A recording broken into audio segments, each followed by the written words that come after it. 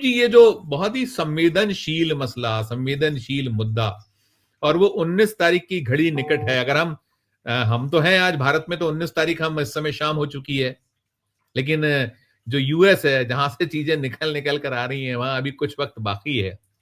और जैसा मैंने कहा, पृथ्वीराज चौहान, उन्होंने कहा था कि भूचाल आने वाला, और जो सीन बना हुआ है देश में, जिस तरह की चिंता की, लेकिन आपने आज चित्र देखे होंगे, दृश्य देखे होंगे।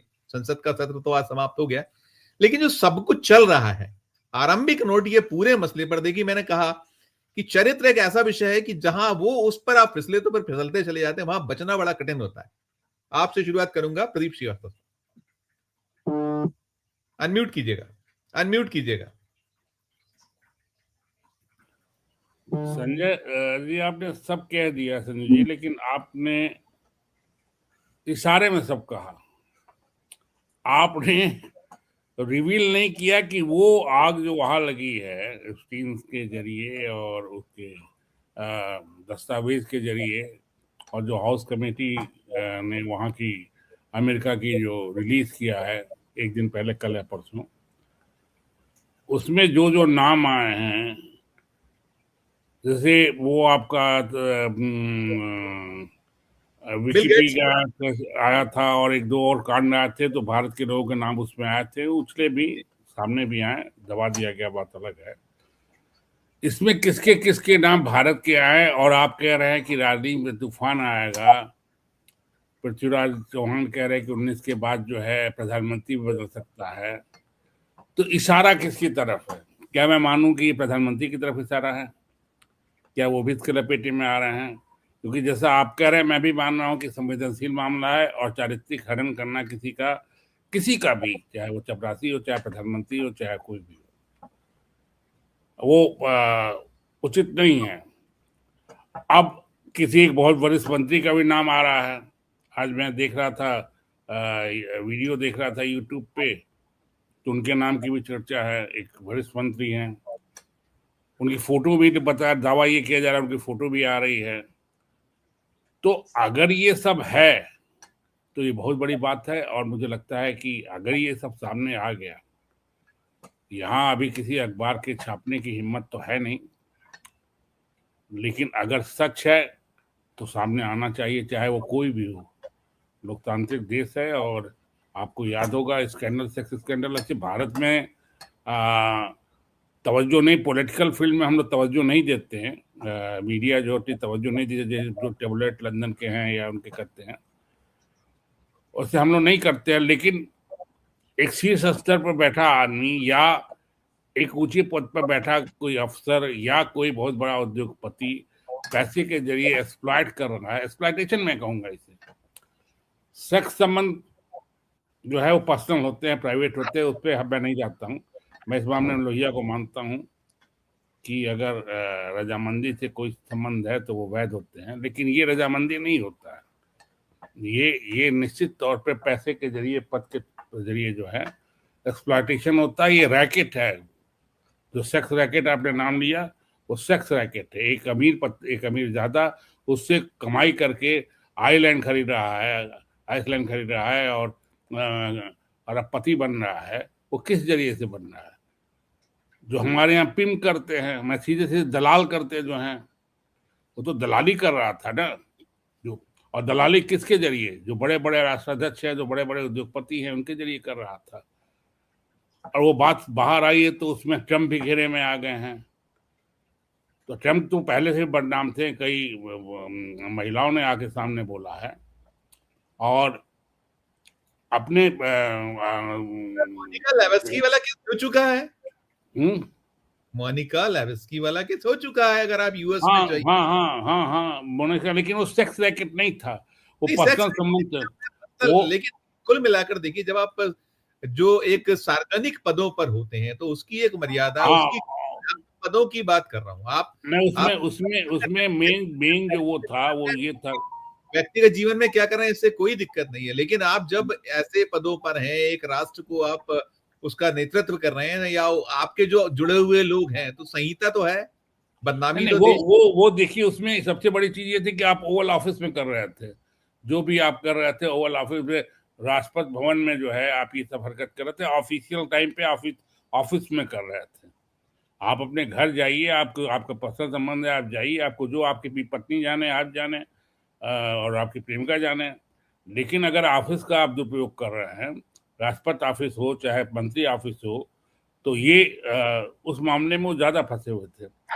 लेकिन अभी एक जो अभी आपके एक विधायक ने, अरे आपके एक कपिल मिश्रा हैं क्या हैं, उन्होंने जो एफिडेविट पढ़ा, वो एफिडेविट है, वो कोर्ट में दिया गया शपथ हलफनामा है। तो उसको आप उन्होंने कोट किया, कोई गलत नहीं किया उन्होंने, कोई मर्यादा ने उल्लंघन किया, और वो आईएएस अफसर का हलफनामा है, उसमें जो डिटेल है उसी पे हंगामा हो सकता था। वो मामूली नहीं है, उसमें एक प्रशासनिक अफसर का कैरियर, एक लड़की का कैरियर, उसमें गृहमंत्री, तत्कालीन स्टेट गृहमंत्री जो थे, जो आज हमारे देश के गृहमंत्री हैं, वो इन्वॉल्व थे, उन पे आरोप लगा, इन्वॉल्व थे या नहीं वो तो कोर्ट जाने, जांच जाने, लेकिन उनका नाम आया, नाम आना इसका मतलब बहुत बड़ी बात होती है। आरोप लगा, और एक आईएएस अफसर ने आरोप लगाया, किसी ढुल्ले पुल्ले ने नहीं आरोप लगाया, तो ये सब मामला है बहुत गंभीर। हम लोग बहुत ही चूंकि वो है इसलिए इस बात को हम नहीं करें, लेकिन अगर वहां से आएगा, वाशिंगटन से आएगा, तो धमाल मचेगा। जी right sir, right. Dhananjay sir, देखिए जो प्रदीप सर, देखिए वो जो मैंने शुरुआत किया था, संसद के सत्र की भी मैंने बात की थी, और अभी जो विनय जी ने कहा 8 इंपॉर्टेंट बिल, हो हल्ला, शोर शराबा और विरोध के बाद, तमाम अनुरोध के बाद वो तीनों के तीनों पारित हो गए। और क्या कुछ कहना, देखिए प्रमोद तिवारी जी को सुनिएगा, बात तो खैर करते हैं, लेकिन फिर भी जो हमारे मुद्दे थे उन पर चर्चा नहीं हो पाई। आज पोल्यूशन से बड़ा कौन सा मुद्दा है, नहीं चर्चा हो पाई। जिस तरीके से सवालात हम लोगों ने उठाए, दिल्ली का लाल किले पर विस्फोट यहाँ तक आ गया था, विस्फोटक, उस पर मेरी नोटिस, नहीं चर्चा हुई। जो मजदूरों की सबसे बड़ी समस्या, शिक्षक जो एक फैसला आया है सुप्रीम कोर्ट, उस पर चर्चा नहीं हुई। तो महत्वपूर्ण विषयों पे तो सरकार भाग खड़ी हुई, उसने चर्चा नहीं होने दी। हाँ, बिल पास कराए हमने, गुड सेंस में, गुड फेथ में उसको पास कराया, लेकिन हम देख रहे हैं कि सरकार ने न किसान की हुई, न मजदूर की हुई, न शिक्षक की हुई, न जो आम आदमी के सामने संकट है, बढ़ता हुआ टेररिज्म, उस पर भी नहीं। चिंताजनक है, बहुत चिंताजनक है। जिस बांग्लादेश को हमने पैदा किया, 14 दिन के अंदर इंदिरा गांधी ने सैन्य ऑपरेशन करके, आर्मी ऑपरेशन से, जो हमारा सबसे विश्वसनीय था, मोदी सरकार की गलत विदेश नीति के कारण कोई विश्वास ही नहीं करता मोदी पे। मोदी और मोदी की विदेश नीति पे कोई विश्वास नहीं करता। नतीजा आज वहाँ पे हिंदू सुरक्षित नहीं, मंदिर सुरक्षित नहीं, जैन सुरक्षित नहीं, सिख सुरक्षित नहीं, भारत का व्यापार वहाँ सुरक्षित नहीं। ये क्या कर दिया मोदी जी आपने? बहुत बड़ी राजनीतिक विफलता है मोदी की विदेश नीति की। ये तो सदा कह रहे हैं। ये चित्र देखिएगा, इस पे भी मैं दोनों पे चाहूंगा, देखिए ये भी देखिएगा। ये आज एक पार्टी हुई थी, चाय पार्टी है, देखिए चाय पार्टी में, और इसमें आप गौर फरमाइएगा, सभी लोग, म्यूट है वो, उसका जो म्यूजिक है म्यूट है वो किन्हीं कारणों से, लेकिन कुल मिलाकर यह है कि आप देखिएगा दृश्य, प्रदीप जी, आप भी, और धनंजय सर और विनय सर, कि आंखें नहीं मिला पाते प्रधानमंत्री जी। वो कितनी, अभी देखिए 3 देशों के दौरे पर हैं, प्रियंका बिल्कुल निकट बैठी है, रक्षा मंत्री बैठे हैं, ओम बिरला आपको नजर आ रहे हैं, बाकी तमाम राजनीतिक दलों के अलग अलग जो पार्टीज हैं उनकी एक ये, इसको अच्छा माना गया कि चलिए कम से कम, लेकिन इससे होना जाना कुछ नहीं है। जो प्रमोद तिवारी ने बड़ी बात कही कि भाई आप कम से कम कुछ सार्थक चीजें तो करिए। देखिए आप, ये नजरें नहीं मिल पाती हैं, घूम जाती हैं नजरें प्रधानमंत्री जी की, वो नहीं मिला पाते हैं। जो कहते हैं ना वो कि आंखों में आंखें डालकर, यही राहुल गांधी कहते हैं, बात हो नहीं पाती। ये जो पूरे का पूरा सीन है प्रदीप सर, इस सीन को लेकर भी, और साथ में ये जो है कि आप विषयों को नहीं, आप जो देश से जुड़े जो मुद्दे हैं आप अलग कर दीजिए, और इसमें, और फिर कहीं कोई अकाउंटेबिलिटी अब खत्म हो गई है, नो अकाउंटेबिलिटी। अब आपको कुछ भी, जैसे भी कहा, भी हमारे सभी पैनलिस्ट ने कहा, कुछ भी हो जाए, वो जैसे भी कह गए कि वो तो सुतली बम से ज्यादा कुछ नहीं निकल पाए। सब पर आपकी राय, और मैं सभी से इसी पे बात करूंगा। अनम्यूट कर लीजिएगा, अनम्यूट। परसों जिस बिल पर चर्चा हो रही थी, यही मनरेगा पे, जो रिजिजू ने कहा संसदीय कार्य मंत्री ने, वो मैं सन्न रह गया। ऐसे कोई नहीं कि आज तक मैंने सुना था कि आप कुछ भी हल्ला करिए, हम तो इसको लाए हैं तो पारित करवाएंगे।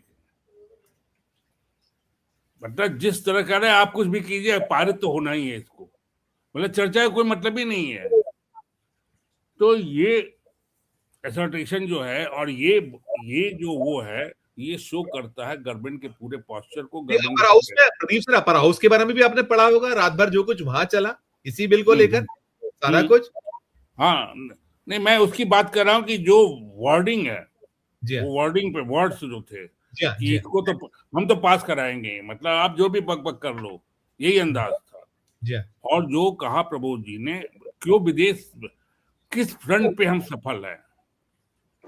और लेकिन जो अभी विनय जी ने जो बात कही, मैं क्लियर हो गया, और मैं मान रहा हूँ 100% इनसे सहमत हूँ कि इंश्योरेंस बिल और न्यूक्लियर बिल वो आर्म ट्विस्टिंग है, वो उसी का नतीजा है सेक्स स्कैंडल का।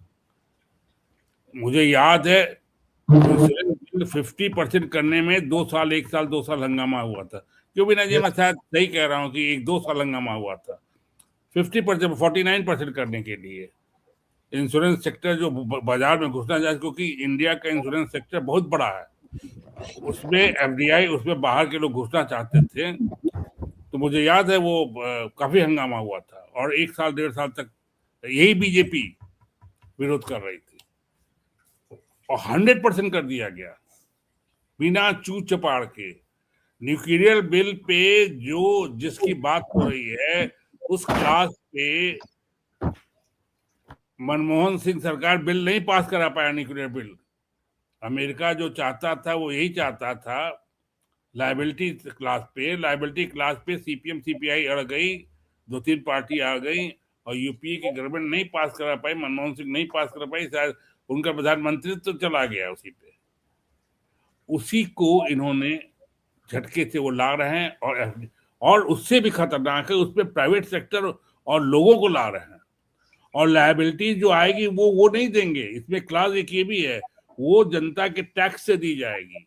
तो इतना भीषण वो है। तो आर्म ट्विस्टिंग जो ये करते थे, जो रंजन गोगोई के साथ हुआ, जो ज्योतिरादित्य सिंधिया के साथ हुआ, कि आर्म ट्विस्टिंग करके आप आइए पार्टी में, या ये डिसीजन दीजिए, जो माना जाता है, जो आरोप लगता है आज तक, वो इनके साथ हो रहा है। ये चेहरा जो इनका इस तरह आप देख रहे हैं, ये एक मिनट, ये चेहरा जो आप इनका देख रहे हैं, वो इसलिए नहीं, इसी वजह से है कि उन पे बाहर का प्रेशर बहुत पड़ा है, और वो जो जिस तरह फंसे हैं, मुझे लगता है जिस तरह ब्लैकमेल हो रहे हैं, उसमें वो बुरी तरह फंसे हुए हैं।